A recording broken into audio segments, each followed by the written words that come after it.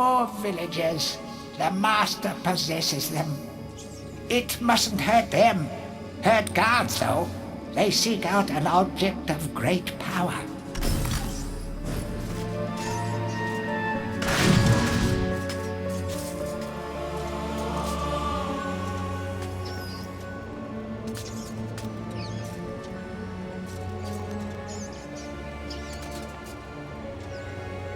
A crucifix once stood here, but the mayor took it. Find a replacement and see how the church should really look.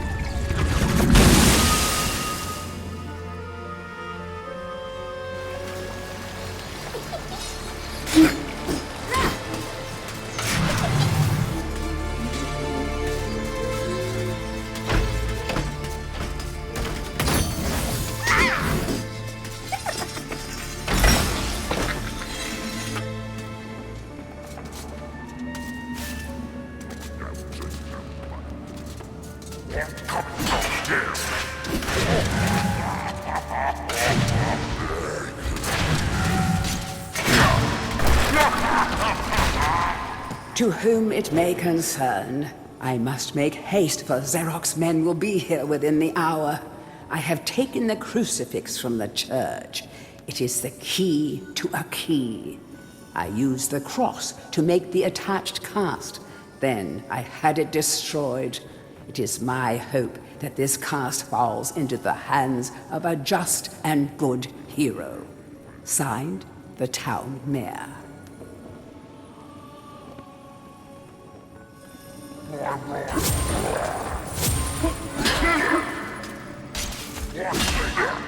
Tourist Guide to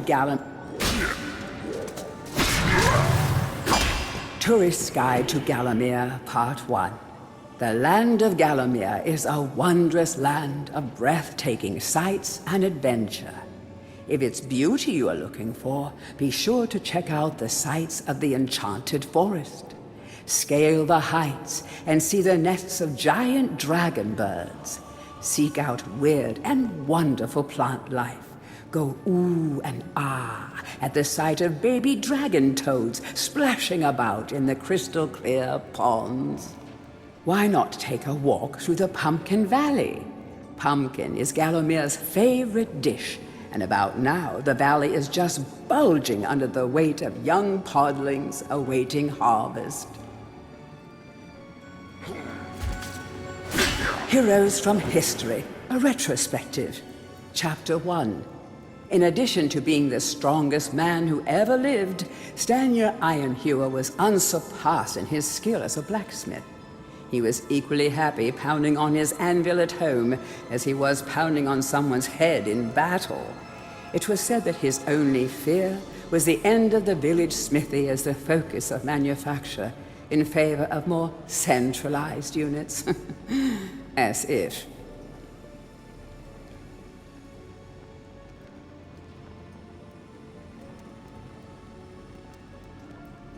Chapter 2. Born a humble peasant to one of the nomadic tribes from the Eastlands, Bloodmanoth Skullcleaver gathered an army of horsemen and swept over half the civilized world. When he finally died, attempting a single-handed attack on a garrison in the north while armed only with a spike on his helmet, he was the richest and most powerful peasant of his day.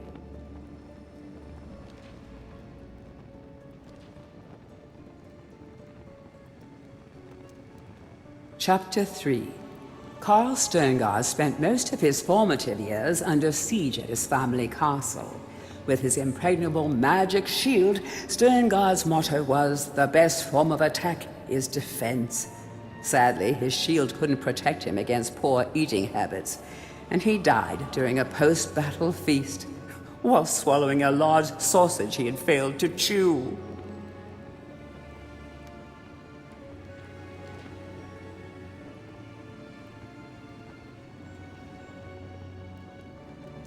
Chapter 4. Truly the hero's hero. Woden the Mighty was fearless, single-minded, and uncompromising.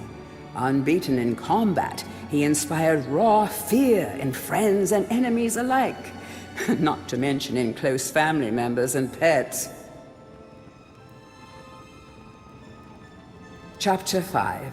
Trained from birth in all forms of combat, Imanzi Shongama was the warrior queen of a tribe of Amazons.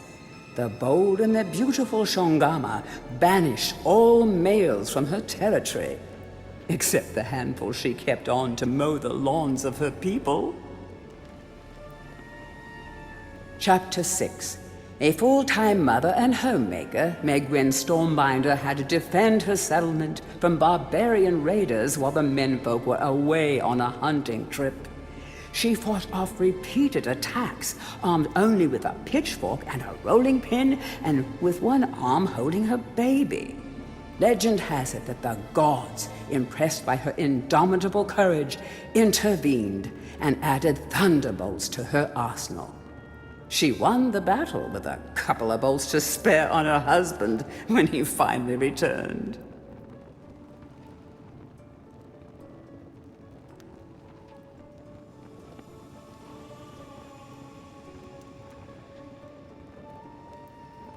Chapter 7. Dirk Steadfast was a fearsome opponent thanks to his magic sword and a firmly held belief that only women defend themselves. Real men are always on the attack.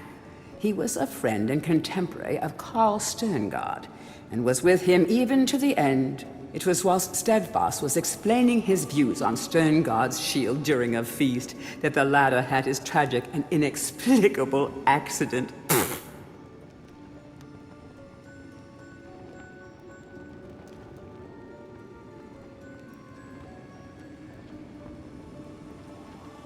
Chapter 8. Descended from the finest centaur bloodstock, Ravenhooves the Archer was the last prince of his people. A proud and haughty aristocrat, he was an accomplished hunter, sportsman, duelist, playboy, raconteur, and 3 times Derby winner.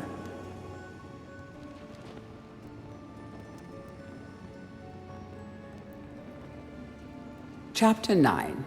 Captain of the militia in the time of King Peregrine, Sir Daniel Fortescue found fame when he killed the renegade wizard Zerok. A career soldier raised in the royal household, he was adored by the men under his command, and renowned for his loyalty to Gallowmere. It was said that Fortescue was always destined for greatness. With his square jaw, steely gaze, and thick shock of hair as black as raven's wings, he looked every inch the hero.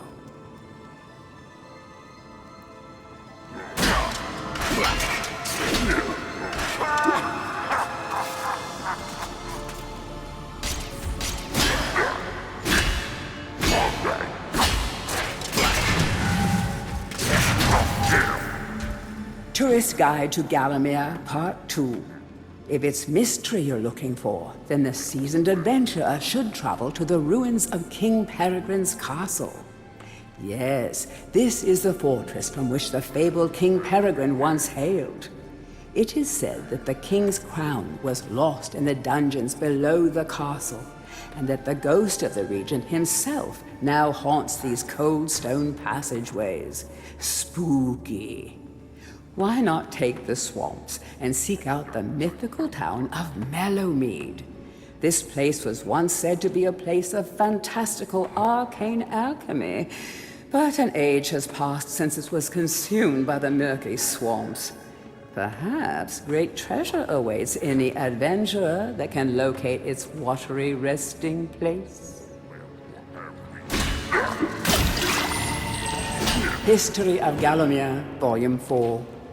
The forces of evil were destroyed, but at a terrible price.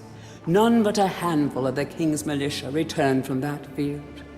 Gallowmere lost a whole generation of young men that day, including Canny Tim, the legendary crossbowman and Fortescue's second-in-command, who fell in the first volley of arrows. Xeroc's body was never found, though if it lies unmourned in an unmarked grave, then no one in Gallowmere would shed a tear. The shadow demons that had fallen under Xeroc's banner were unnatural creatures that did not belong in the world of mortal men. The king declared that they be banished, entombed under the pure earth of the enchanted earth. Imprisoned within an impregnable box of the king's design, the demons were buried deep underground.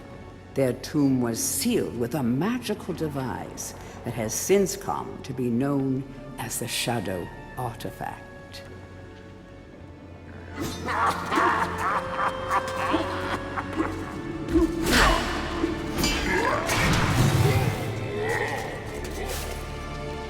History of Gallowmere, Volume 1. During the dark time that was Gallomere's not too distant past, it was King Peregrine who thwarted Xeroc the Necromancer and his plan to enslave the land. Xeroc, once the king's mage, had fallen out of favor with the ruler for conducting outlandish experiments on the bodies of the dead. It was said that deep within Peregrine Castle, the dead were restless. The dead are to be honored, not kept as the playthings of alchemists, declared King Peregrine as he banished Xeroc from the castle. All of Xeroc's living dead were routed out and destroyed. Xeroc, being an unforgiving soul, went into hiding and vowed to wreak his revenge on the king.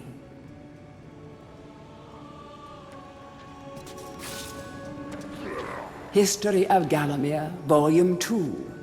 Rumors of ill-doing and dark deeds abounded through the land of Gallowmere.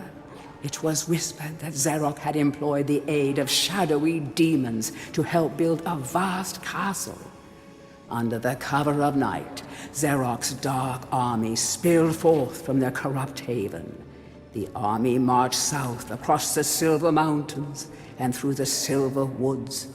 Soon afterwards, even the Pumpkin Lands belonged to Xeroc.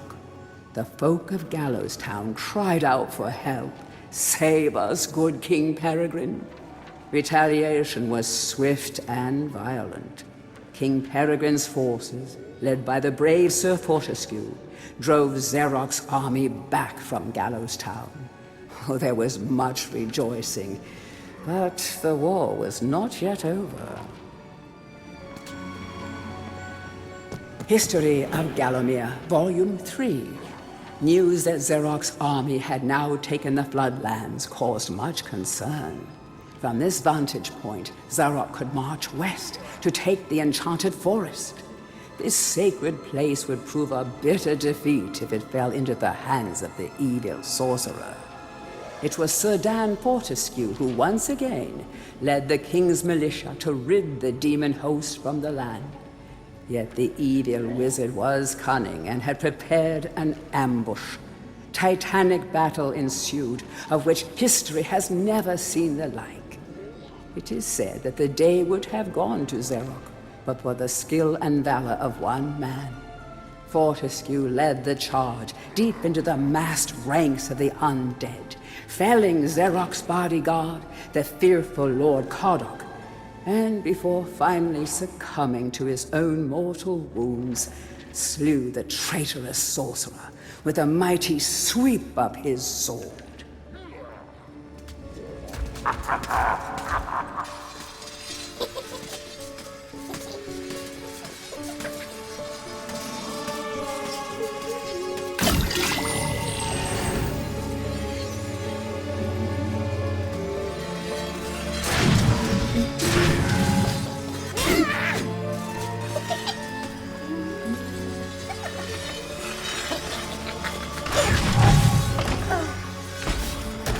The rune key is held aloft by the flow of water from the fountain. You may have to wait for the next drought.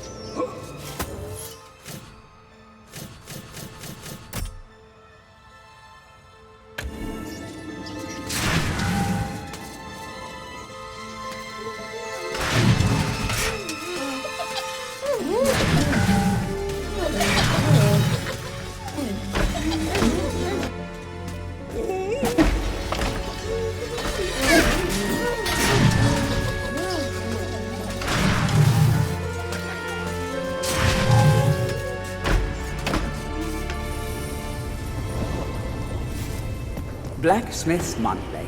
Old Man Willie Green of Gallowstown was awarded Smithy of the Season by our readers.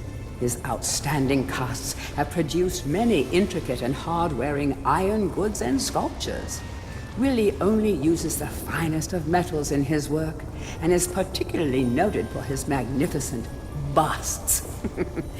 Old Man Willie was quoted as saying, Aye, when I get pumping on me bellows, there's no stopping me. It's all in the rhythm, up and down, up and down. I've always been inspired by the stories of Stanya Ironhewer, the greatest smithy there ever was.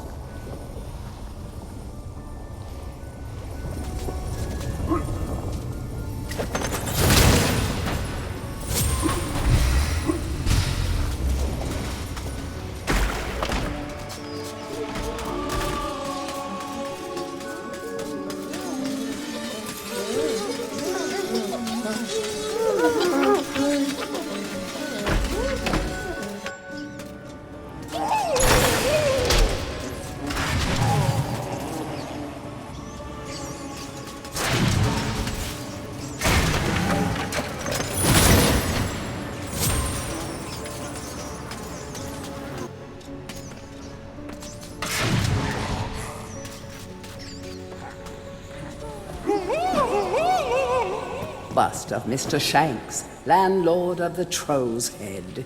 To clean the statue, lower the pedestal.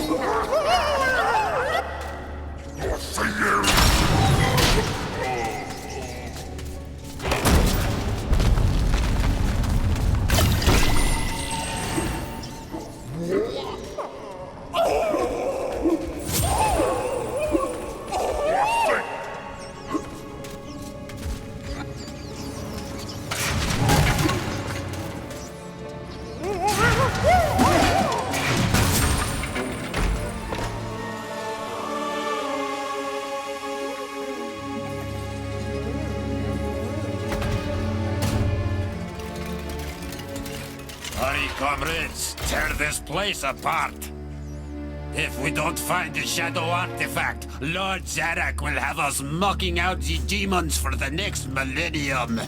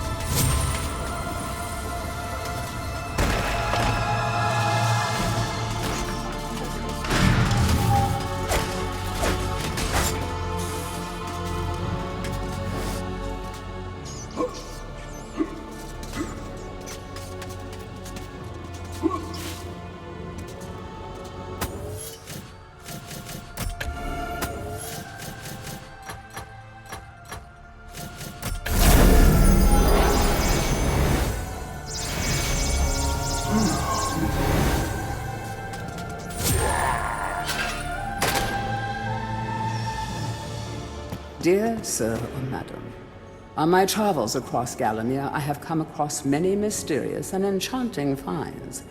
However, that which filled me with deepest dread was discovery of the tomb of the shadow demons. The key to their dank prison, the mysterious shadow artifact, is now in my possession. Yours fearfully, the town mayor.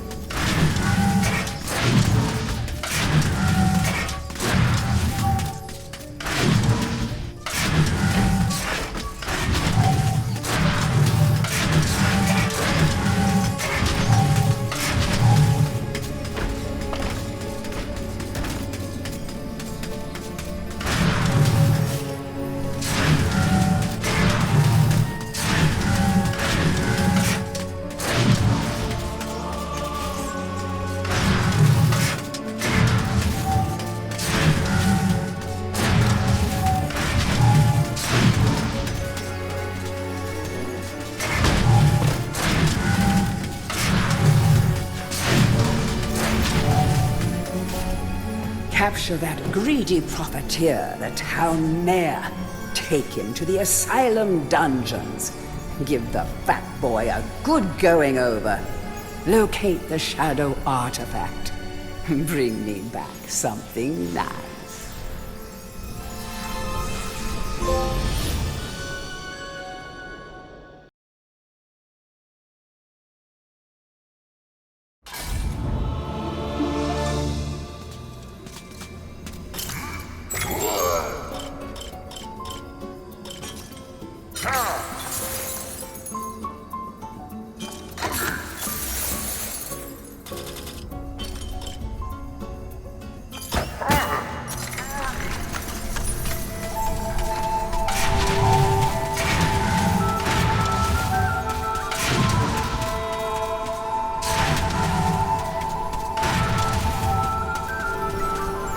Look at you running around in your bones, Fortescue.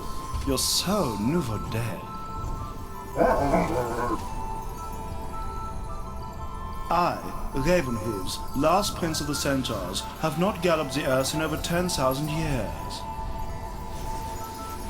Do yourself a favor, Fortescue. Take my longbow, more powerful than a crossbow.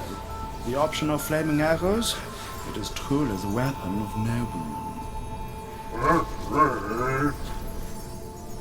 Congratulations! You don't quite have my breeding, Mr. Johnny-come-lately, but there's hope for you yet.